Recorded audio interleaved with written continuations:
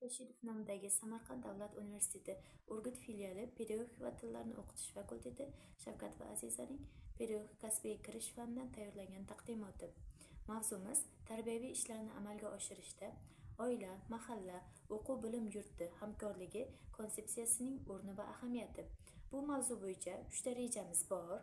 Birinchi rejamiz tarbiyaning jamiyat taraqqiyotidagi o'rni, ikkinchi rejamiz oila, mahalla, o'quv bilim yurti hamkorligining konsepsiyasining mazmuni, uchinchi rejamiz hamkorlikni amalga oshirish shakllari va usullari.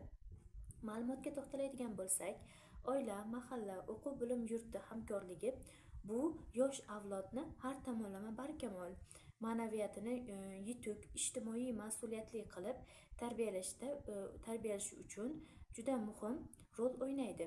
U uch muhim ijtimoiy institutning uzviy va uzluksiz hamkorligini ta'minlashga qaratilgan tizimdir.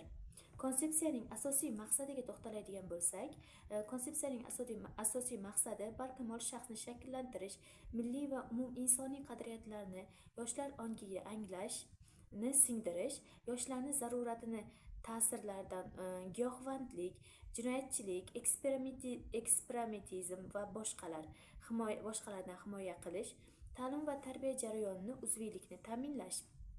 Hamkorlikning asosiy tamoyillariga to'xtaladigan bo'lsak, hamkorlikning asosiy tamoyillari uzluksiz tarbiya jarayonida doimiy davom etish, ya'ni mas'uliyatning bo'linishi, har bir tomon va o'z vazifasini aniq bilish, o'zaro ishonch va hurmatni saqlash, bir maqsad sari yo'naltirganlik, milliy qadriyatlarga tayyorlash kiradi. Kutilayotgan natijalarga to'xtaladigan bo'lsak, o'quvchilarning bilim va tarbiya darajasini oshiradi, huquqbuzarlik va nazoratsizlikni kamaytiradi, ota-onalarga pedagog madaniyatni yuksaltiradi, mahallada sog'lom ijtimoiy muhitni shakllantiradi.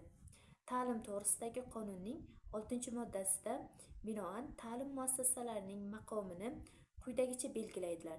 Ta'lim muassasasini vakolatini davlat organi tomonidan attestatsiyaga asosan amalga oshiriladi.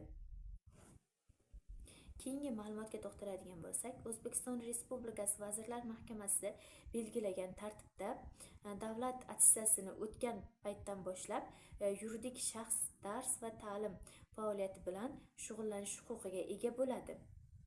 Ta'lim muassasalarini ustama belgilash vazifalariga muvofiq pulni ta'lim xizmatlari ko'rinishida, shuningdek tadbirkorlik faoliyatining boshqa turlari bilan shug'ullanishga haqli hisoblanadi.